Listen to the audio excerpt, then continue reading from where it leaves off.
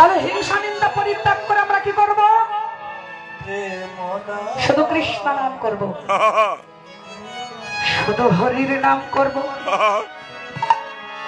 তাই তো সচরে নন্দন গৌর আমার জগৎ জীবকে শিখাইয়া দিলেন, তোমরা সংসারে থাকো, সব করো।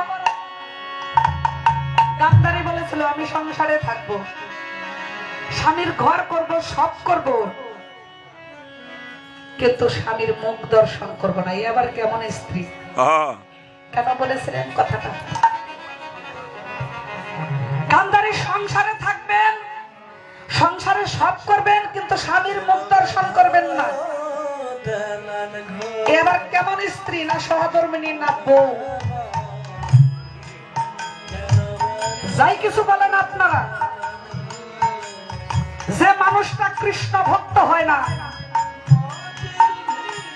ও মানুষটার সেবা করে তেমন ভালো কিছু হবে না, তবে পথে নিয়ে আসলে আপনার ভালো হবে। যদি তাকে কৃষ্ণ ভক্ত করতে পারেন ভালো হবে, না হলে সঙ্গ করা বাদ দেন। স্ত্রী হোক আর যাই হোক, শাস্ত্র বলেছেন।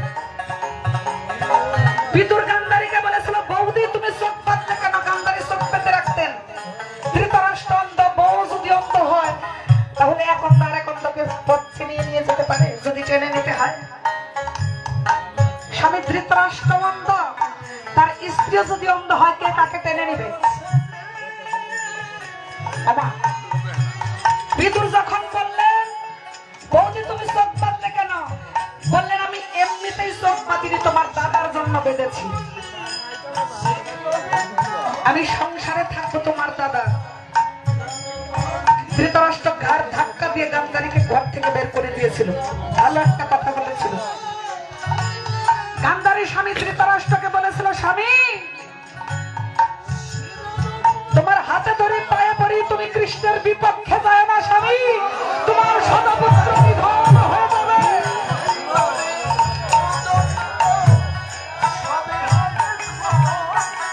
বুঝতে পেরেছিলেন? তাকে হাত জোর করে খেতে বলেছিলেন ওগো স্বামী আমি তোমার হাতে ধরে তোমার পায়ে পড়ি, কৃষ্ণের বিপক্ষে তুমি যাও না, কৃষ্ণের বিপক্ষে গেলে আমার শতপুত্র নিধন হয়ে যাবে। ধৃতরাষ্ট্র গর্জন করে গান্ধারীর ঘাড়ে ধাক্কা দিয়ে বের করে দিয়ে বলেছিল এত বড় সাহস, এক একটা পুত্রের গায়ে 100টা হাতির বল, আমার পুত্রকে কৃষ্ণ মারবে? সস্তা কথা। যখন ঘাড় ধাক্কা দিয়ে বের করে দিলেন তখন গান্ধারী চোখ বাঁধলেন, আমি এই স্বামীর কোনোদিন মুখ দর্শন করব না। যে স্বামী জগৎকে কৃষ্ণকে ভালোবাসে না, জগৎ কৃষ্ণকে যিনি ভালোবাসেন, আমি তার মুখ পুরো দিন দর্শন করব না।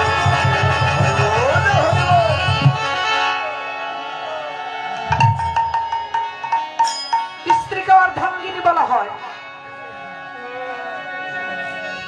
স্ত্রীর কথা যদি স্বামী না শুনে, স্বামীর কথা যদি স্ত্রী না শুনে, তাহলে তাদের অর্ধাঙ্গিনী বলে কোনো লাভ নাই। তাদের অর্ধাঙ্গিনী বলে কোনো লাভ হবে না। শুধু সংসার করার জন্য বিয়ে করলাম, সন্তান উৎপাদন করলাম, আইলাম এর গেলাম, পাইলাম আর খাইলাম, দেখলাম আর শুনলাম, কিছুই বুঝলাম না, এই মানব জন্মের সার্থকতা আপনি কোনোদিন খুঁজেও পাবেন না।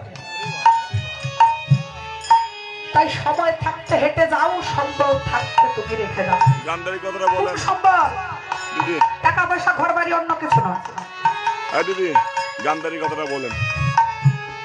সময় হবে না, একটু বলেন, অনেক কিছু বলার থাকে, একটু বলেন, একটু শুনি। পরবর্তী কীর্তনিয়ার সময় লস করলে তারা মন খারাপ করবে। আমাদের সময় 3 ঘন্টা করে, এই জন্যই সমস্যা আছে।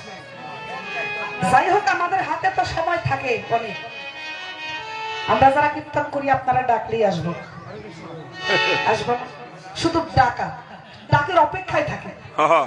কখন কোন জায়গা থেকে দাদা আমাদের ডাক দিবেন, একেবারে সামান্য অল্প খরচে টাঙ্গাল যে যার দরকার নাই, মোবাইলে হ্যালো দিন, তারিখ এত, হরি বল, হরি বল, তারপর আসবো।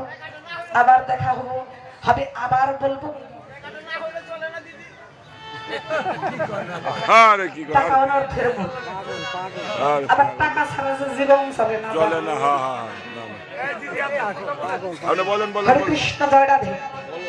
তাহলে সংসারে থাকেন, সংসারে সব করেন, কিন্তু হরির নাম না ভুলেন, মানে ভোলা যাবে না।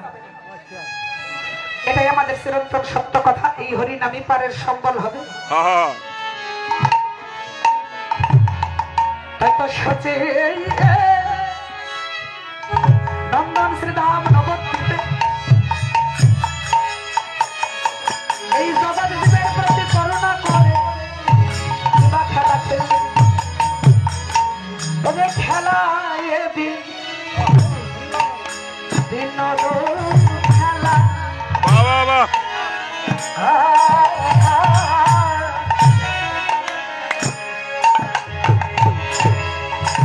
আমার গোরা বর্ণ